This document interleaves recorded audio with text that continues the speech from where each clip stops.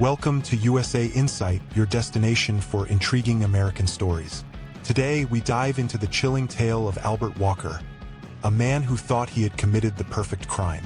Albert Walker believed he had orchestrated the perfect murder, certain he'd escape unscathed. Charming and engaging, Walker was a master of deception, but perfection often harbors flaws. It was 5 a.m. at Brixham Harbor in Devon. Two fishermen, beginning their workday, found their initial haul disappointing.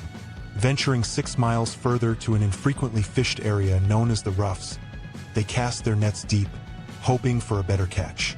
After about an hour, they began to reel in their nets, and amidst the fish, a man's body tumbled out. The body was remarkably well preserved for having been in salt water.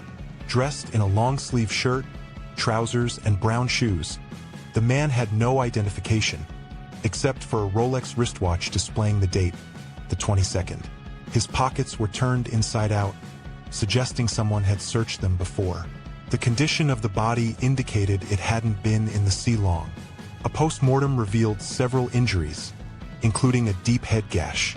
The only distinguishing mark was an unusual, slightly smudged tattoo on the back of his right hand, initially resembling a cluster of stars. The Rolex watch provided the best clue to his identity. A police officer, in casual conversation, learned from another officer that a genuine Rolex would have a serial number. Contacting Rolex in London, they discovered the watch had been serviced twice in Yorkshire for a Mr. Ronald Joseph Platt.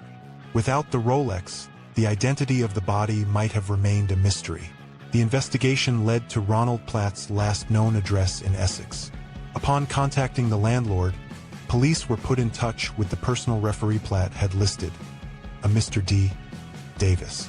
When Detective Sergeant Redmond called Mr. Davis to relay the grim news, Davis's reaction was peculiar, neither shocked nor overly curious. Davis agreed to meet the police, presenting himself as amiable, confident, and well-dressed. He loaned Platt money to start a business in France, suggesting Platt had left for good. He identified the tattoo as a Canadian maple leaf and promised to send a photograph of Platt, which he later did. However, the investigation took a startling turn. When Redmond visited the address given for Davis, he mistakenly knocked on a neighbor's door. An elderly couple informed him that Ronald Platt lived there, not David Davis. This revelation uncovered the horrifying truth. Davis was posing as his friend Ronald Platt, the man whose body had been found in the sea. The Devon police quickly realized Davis was more deeply involved than he appeared.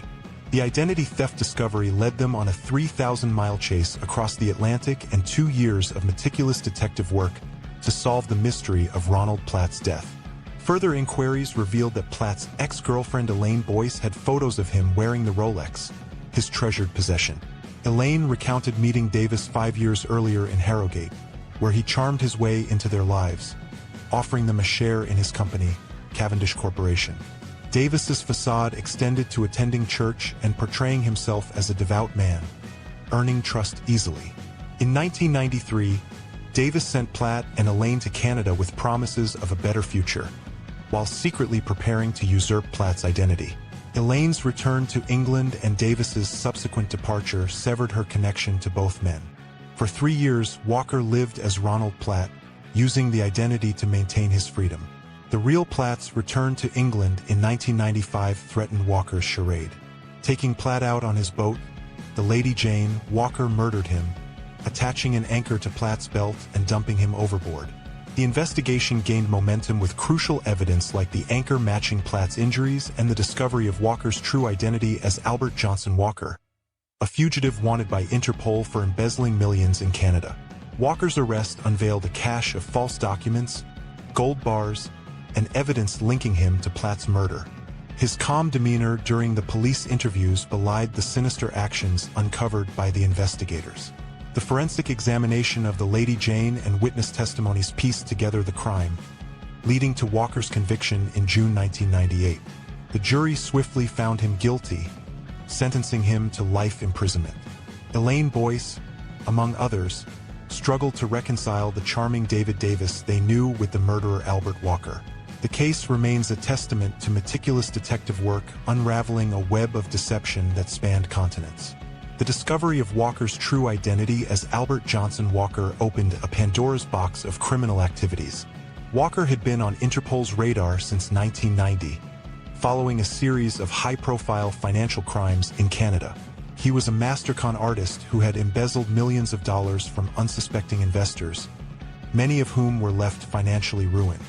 Walker had fled Canada with his teenage daughter, Sheena, who had been living under the guise of his wife. This disturbing revelation added another layer of complexity to the case, highlighting Walker's manipulative and controlling nature. Sheena's involvement in her father's schemes, whether voluntary or coerced, became a focal point of the investigation. The media frenzy surrounding the case was immense. Headlines screamed of betrayal, murder, and international fraud. Documentaries and news programs dissected every aspect of Walker's life, painting a picture of a man whose charm masked a ruthless drive for wealth and power.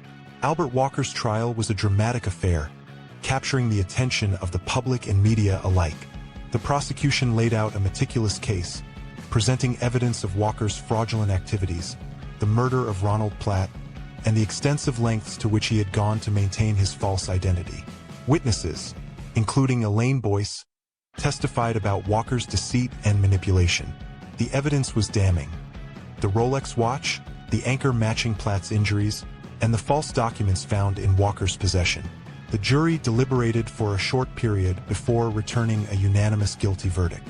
Walker was sentenced to life imprisonment, with the judge emphasizing the calculated and cold-blooded nature of his crimes. The sentence brought a sense of closure to the victims of his financial schemes and to the family and friends of Ronald Platt.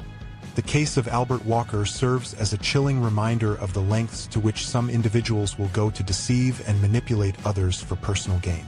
It highlights the importance of thorough investigative work and international cooperation in solving complex criminal cases. For the detectives involved, the case was a career-defining moment, showcasing their dedication and skill in unraveling a web of lies that spanned continents. For the public, it was a stark lesson in the dangers of placing trust in seemingly charming individuals whose true intentions may be far more sinister. Thank you for watching this episode of USA Insight. If you enjoyed the story, please like, share, and subscribe for more intriguing American stories. Stay curious and see you next time.